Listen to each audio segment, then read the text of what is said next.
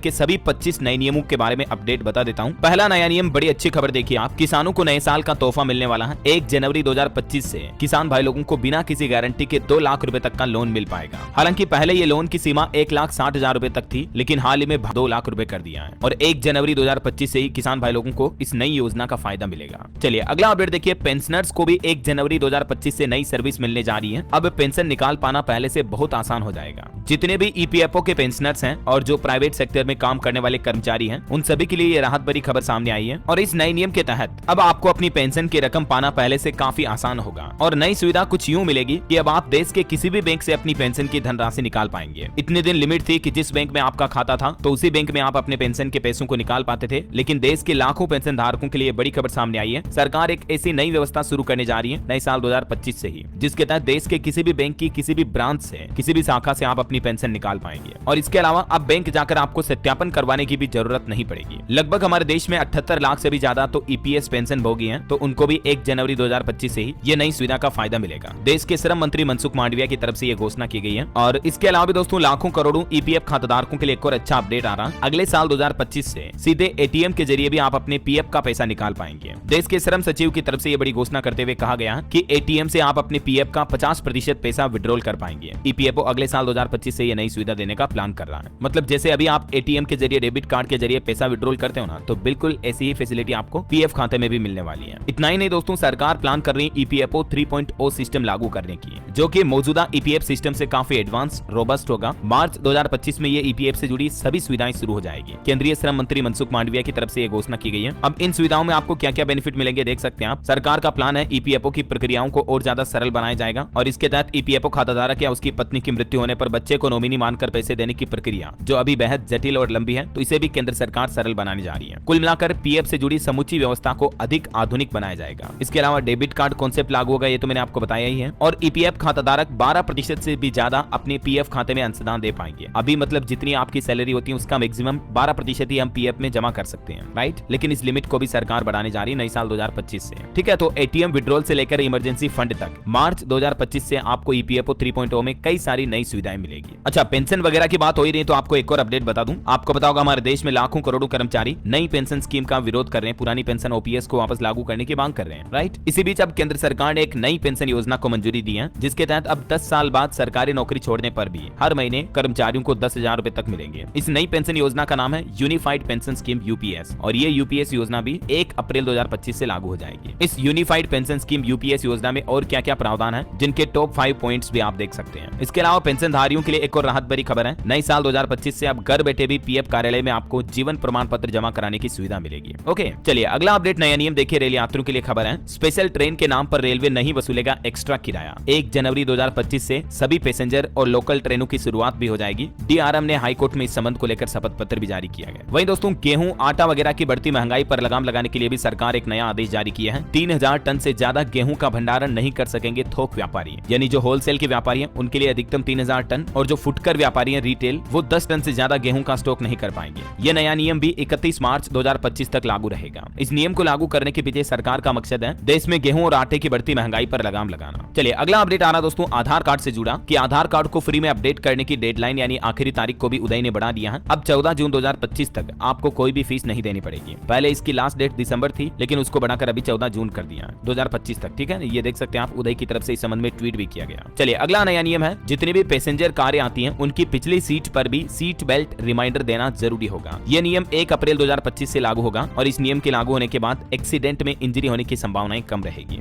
जितनी भी auto makers कंपनियां हैं ऑटोमोबाइल इंडस्ट्री से जुड़ी, उन सभी के लिए सरकार ने यह नया आदेश जारी कर दिया है। 1 अप्रैल 2025 से यह नया नियम कंपलसरी होगा। ठीक है ना, seat belt rear alarm system का। चलिए अगला अपडेट आ रहा, साल 2025 में भारत में पहली बार खो खो विश्व कप का आयोजन होने जा रहा। 13 से 19 जनवरी के बीच नई दिल्ली स्पोर्ट्स टूर्नामेंट की मेजबानी करेगा।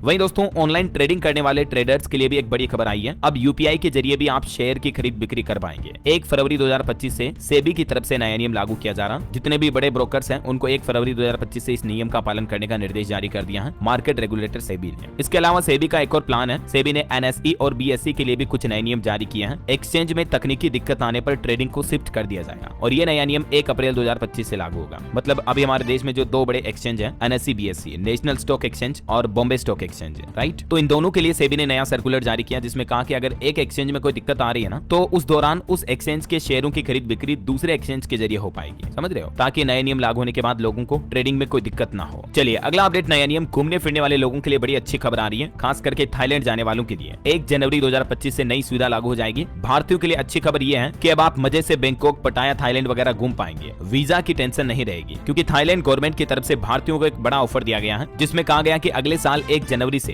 भारत का पासपोर्ट रखने वाले सभी लोग अब ई वीजा लेकर थाईलैंड में घूम सकेंगे, और ई वीजा पर आप अधिकतम 60 दिन तक थाईलैंड में घूम फिर सकेंगे, ठहर सकेंगे। जितने भी गैर थाई नागरिक हैं वो इस ऑनलाइन पोर्टल के जरिए ई वीजा के लिए आवेदन कर सकते हैं। ये देख सकते हैं रॉयल थाई एम्बेसी की तरफ से इस संबंध में एक प्रेस नोट भी जारी किया गया। चलिए अगला अपडेट आ रहा, रुपे क्रेडिट कार्ड के उपभोक्ताओं को एयरपोर्ट लाउंज पर अब खास अनुभव मिलने वाला। 1 जनवरी 2025 से रुपे क्रेडिट कार्ड धारकों के लिए भी कुछ नए नियम लागू होने जा रहे हैं। एनपीसीआई यानी national payments corporation of India की तरफ से रुपे कार्ड धारकों के लिए नए दिशा निर्देश जारी किए गए हैं, और इसके तहत कार्ड धारकों को हवाई अड्डों पर मौजूद विशेष रुपे लाउंज में विशेष सुविधाएं प्रदान की जाएगी। ये नए नियम जनवरी 2025 1 तारीख से लागू हो जाएंगे, और इन नए नियमों के मुताबिक दोस्तों आप अपने रुपे सक्षम क्रेडिट कार्ड के जरिए अधिकतम 5 लाख रुपए तक का खर्च कर पाएंगे इन लाउंज पर, और 3 महीने तक अनलिमिटेड एक्सेस भी मुफ्त होगा। टोटल इसमें टीयर 1, 2,